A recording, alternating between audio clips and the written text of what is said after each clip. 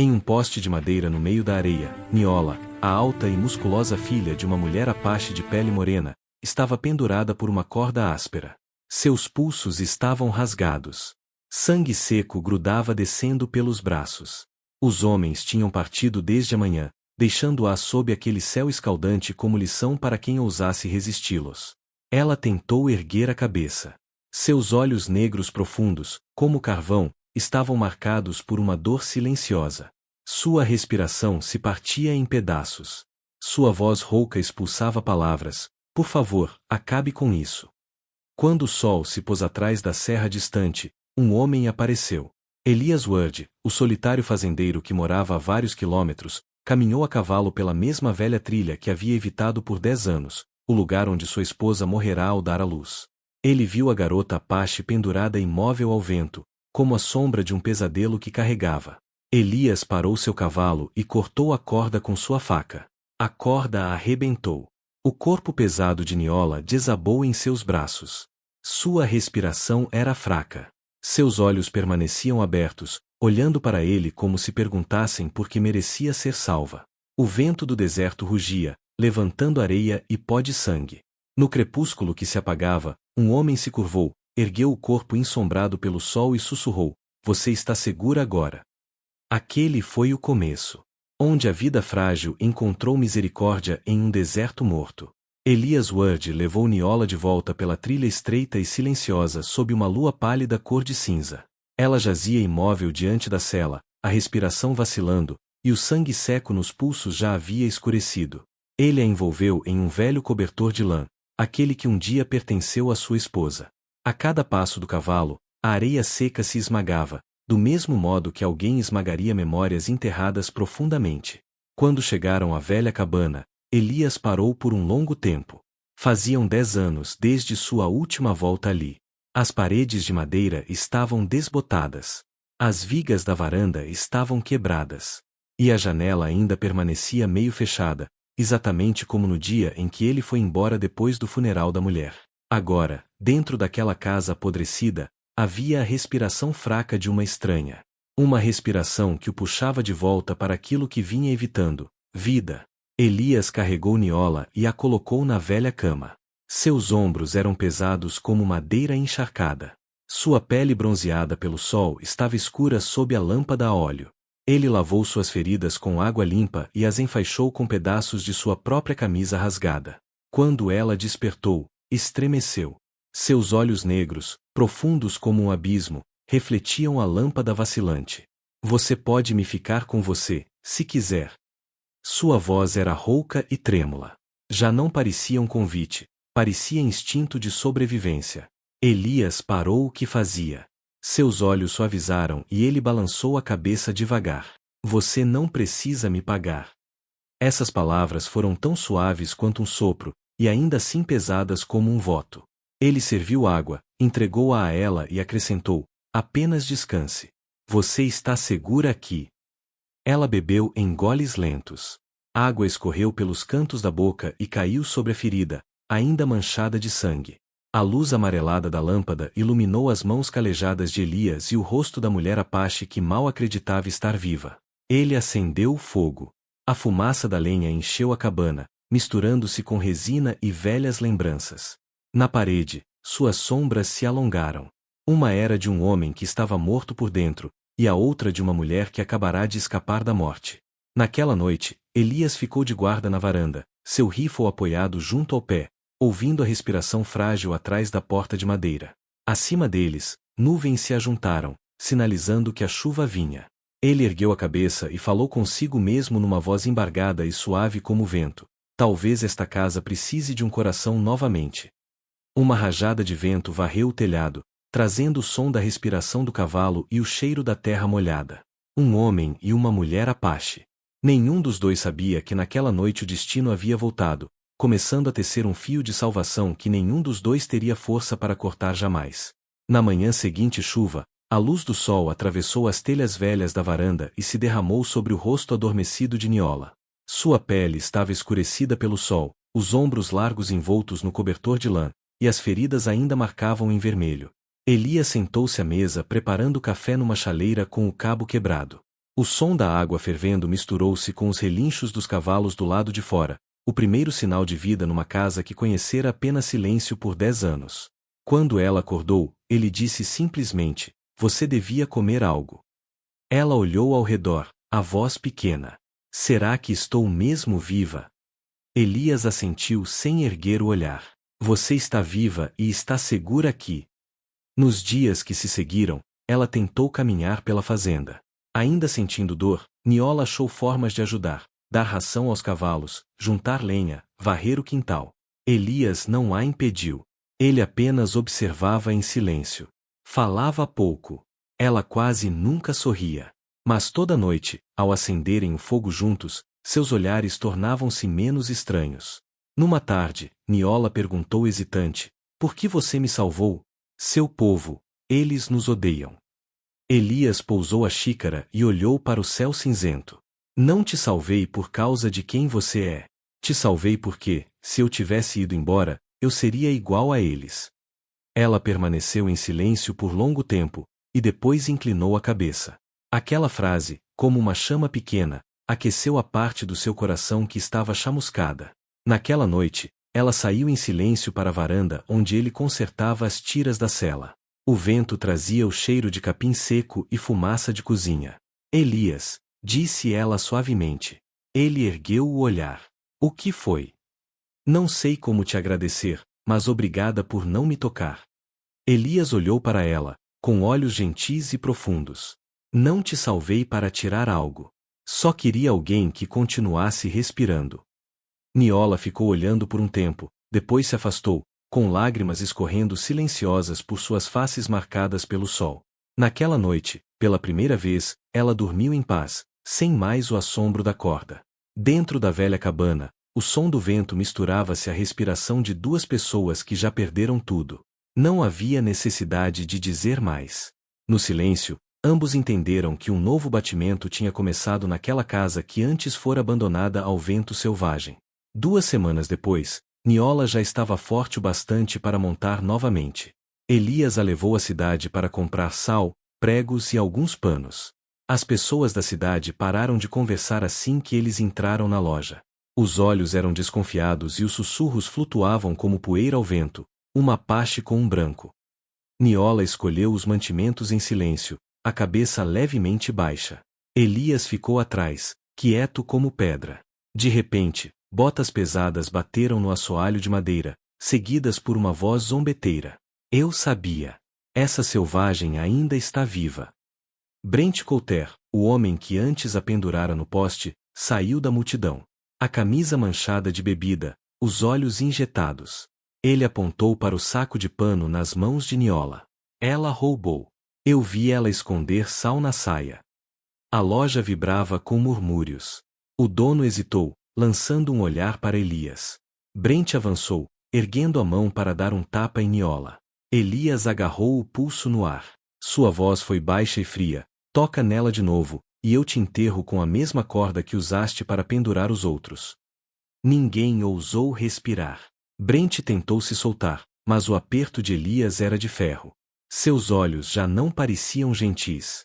Eram os olhos de alguém que havia perdido tudo e não tinha mais nada a temer. "Ela é um demônio. Ela mata", gritou Brent. Elias o soltou, empurrando-o com força contra o chão de madeira. Falou cada palavra com clareza. "Não. Ela é humana, e você é um covarde." O ar dentro da loja ficou pesado como chumbo. O comerciante abaixou a cabeça e murmurou: "Eu não vi ela roubar nada." Brent se levantou, o rosto vermelho de raiva, e saiu sob os olhares frios do povo da cidade. Niola tremia, ainda segurando o saco de pano com força.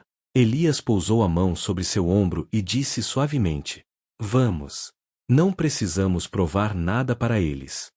No caminho de volta, ela não disse uma palavra. Apenas o som dos cascos e do vento ecoava pelas colinas douradas. Finalmente, ela sussurrou, a voz tensa de emoção: "Ninguém jamais se levantou por mim assim." Elias respondeu, com o olhar perdido na distância: "Eu não me levantei por você. Apenas fiz o que uma pessoa deve fazer." O vento do deserto se ergueu, levantando poeira no horizonte distante. Mas, nos corações daquelas duas almas, algo começava a brilhar, uma luz tênue, mas mais forte do que o desprezo do mundo inteiro, a crença de que ainda havia lugar para a bondade nessa terra dura. Obrigado por estar aqui. Se esta história te lembrou dos velhos dias, de tardes vermelhas de poeira e do som dos cascos de cavalo ecoando no coração, inscreva-se no meu canal, para que a cada dia possamos nos sentar juntos outra vez, e eu te conte mais uma história do Oeste. Naquela noite, o vento uivava pelos campos secos. A lamparina a óleo dentro da cabana tremulava, projetando as sombras de duas pessoas na parede de madeira. Elias afiava uma pequena faca enquanto Niola costurava sua camisa de couro de cervo rasgada. Não diziam nada. Apenas o suave crepitar da lenha preenchia o cômodo, quente e sereno. Mas lá fora, na escuridão espessa, veio o som pesado de cascos parando logo além da colina. Elias levantou o olhar. Ouviu claramente a respiração áspera de homens bêbados, o clique seco de armas sendo engatilhadas. Ele apagou a lamparina e fez um sinal com os olhos. Niola entendeu na hora. Levantou-se em silêncio e pegou o machado junto à lareira. A janela estilhaçou. Um homem irrompeu gritando. Vamos ver se você ainda consegue protegê-la agora, Ward. Brent Coulter. Seus olhos ardiam vermelhos. Ele segurava um revólver. Atrás dele, outro homem, de rosto coberto. Elias recuou um passo, a voz firme e baixa como pedra. Vá embora agora, Brent. Eu te avisei. Perdi tudo por causa dessa selvagem. Hoje à noite, vou recuperar. O tiro soou, atingindo o telhado. Niola lançou o machado. A lâmina de aço bateu no batente da porta, fazendo o homem mascarado recuar em pânico.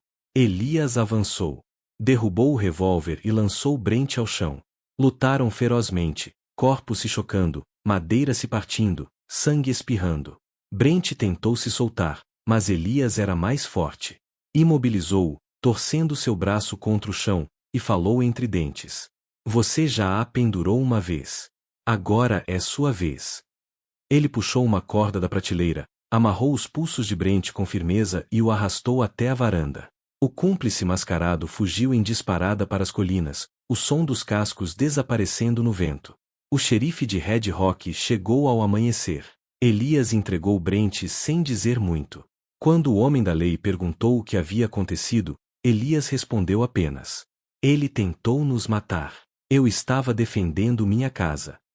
O xerife assentiu, um olhar de compreensão silenciosa, e ordenou que levassem Brent. Quando a carroça desapareceu ao longe, Elias se virou em direção à cabana. Niola estava na varanda, o cabelo embaraçado, o machado ainda nas mãos. Ele a olhou e soltou um longo suspiro. Acabou. Está tudo acabado agora. Sua voz veio baixa e trêmula. Não, Elias. Não até você se perdoar. As palavras dela atravessaram o silêncio dentro dele como uma lâmina. Ele não respondeu, apenas fez um leve aceno e entrou de volta com ela, para casa onde o fogo começava a aquecer até as partes da alma que pareciam perdidas para sempre. Na manhã seguinte, o céu estava cristalino após a chuva da noite. Uma névoa fina cobria o vale, e o som de um cavalo relinchando vinha do estábulo atrás da casa. Elias ficou na varanda, observando o sol nascer por trás das montanhas. Não dormira a noite inteira. As palavras de Niola ecoavam em sua mente, não até você se perdoar. Quando Niola saiu, o cabelo preso e vestindo o velho suéter de lã dele, viu Elias já segurando as rédeas. Para onde você vai? Perguntou. Elias se virou, o olhar calmo e profundo como um lago. Para um lugar onde jurei nunca mais voltar. Eles cavalgavam a manhã inteira. A trilha era empoeirada e silenciosa. Quando chegaram à encosta familiar, Niola viu uma pequena cabana quase desabando, sozinha em um campo de capim seco. Elias desmontou e caminhou devagar até a porta. Empurrou-a suavemente, e as dobradiças rangeram. Lá dentro, restavam apenas uma velha cama, um berço coberto de poeira e um pano desbotado sobre uma cadeira de madeira. Elias estendeu a mão e o tocou. Sua mão tremia. A voz saiu rouca e baixa. 10 anos atrás, minha esposa morreu aqui, dando à luz. Eu não pude fazer nada. Enterrei ela atrás da casa e fui embora, sem nunca olhar para trás. Niola permaneceu em silêncio. Elias continuou. Pensei que estava vivendo, mas na verdade só estava me escondendo. Toda vez que o vento passava pela porta, parecia a voz dela me chamando. Ele se virou para ela, os olhos úmidos.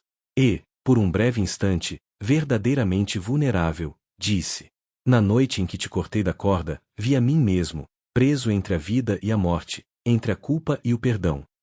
Niola se aproximou e pousou sua mão sobre a dele. Eu entendo, disse suavemente. Eles me amarraram, mas você é quem vem se amarrando esse tempo todo. Elias ficou em silêncio. Depois sorriu, pálido. Talvez seja a hora de parar de fugir dos fantasmas. Ela assentiu. Então, vamos parar juntos.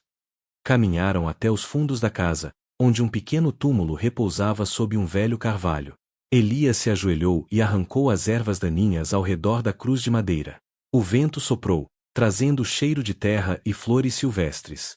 Ele sussurrou, como em prece: Eu estou em casa, Mary. E desta vez, não vou embora. Ao se levantar, sentiu a mão de Niola apertar suavemente a sua. Não foi preciso dizer mais nada. Nos olhos negros e profundos dela, ele viu a paz que procurava há tantos anos. Ficaram ali por muito tempo, até que a luz do sol tocou o telhado da cabana, e o último dos fantasmas se desfez no brilho da manhã. Nos dias que se seguiram, Elias e Niola começaram a reconstruir a cabana. A pequena casa, que antes era sepulcro de lembranças, tornará-se o início de algo novo. Elias cortava lenha e consertava o batente da porta, enquanto Niola misturava barro para tapar as rachaduras das paredes. Cada batida do martelo, cada nova camada de tinta ecoava como o ritmo de um coração voltando à vida. Pela manhã, eles trabalhavam sob o sol dourado, o suor misturando-se ao pó de serra e ao cheiro de madeira fresca. Niola havia se fortalecido, seus ombros eram firmes e sólidos. Ela riu pela primeira vez quando Elias, desajeitado, derramou um balde inteiro de tinta no chão. Você definitivamente não é bom com as mãos, ela zombou. Elias respondeu, a voz rouca, mas calorosa. Sou melhor com rédeas do que com martelo. Os dois riram, o som ecoando pelos campos secos como um novo vento. À tarde, plantaram legumes atrás da cabana. Elias mostrou-lhe como alinhar os canteiros, e Niola o seguiu pacientemente. Seus dedos estavam cobertos de terra, mas seus olhos brilhavam como fogo. Na minha tribo, ela disse, quando uma mulher planta algo, significa que ela acredita no amanhã. Elias a olhou por um longo momento antes de responder, suavemente.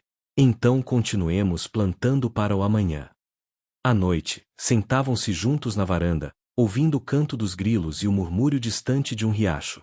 Elias acendeu o fogo e serviu café preto, entregando-lhe uma caneca. Eu costumava achar que era velho, que não me restava nada além de esperar a morte. Niola sorriu com doçura, a luz do fogo dançando sobre seu rosto queimado de sol. Velho, na minha tribo, é o homem de mãos calejadas e coração que ainda sabe amar. Esse é o verdadeiro homem. Ele nada disse, apenas deixou o olhar repousar sobre as mãos dela, ásperas, fortes, e ainda assim ternas de um modo que o desarmava. Na manhã seguinte, terminaram de pintar a porta, construíram uma cerca nova e penduraram um feixe de flores secas na varanda. A cabana já não parecia um túmulo do passado. Tinha se tornado um lar de risadas, de marteladas e cavalos, e do cheiro acolhedor de lenha queimando. Enquanto Niola lavava as mãos em uma bacia, Elias observava de perto. O sol iluminava suas costas sólidas, firmes e serenas como a terra depois da chuva. Ele murmurou quase para si mesmo. Esta casa nunca pareceu tão bonita. Niola ergueu o olhar e sorriu. É porque, pela primeira vez, alguém realmente vive nela. Naquela tarde, enquanto o vento soprava sobre o telhado e os sinos de vento soavam suavemente, Elias levantou os olhos para o céu avermelhado. Sabia que o passado sempre estaria lá, mas, pela primeira vez, ele não o temia. Aquele outono chegou mais cedo que o normal. Os primeiros ventos da estação traziam o perfume de capim seco e o suave farfalhar das folhas caindo ao redor da cabana. No vale banhado de sol, a velha casa agora reluzia como se tivesse aprendido a respirar novamente.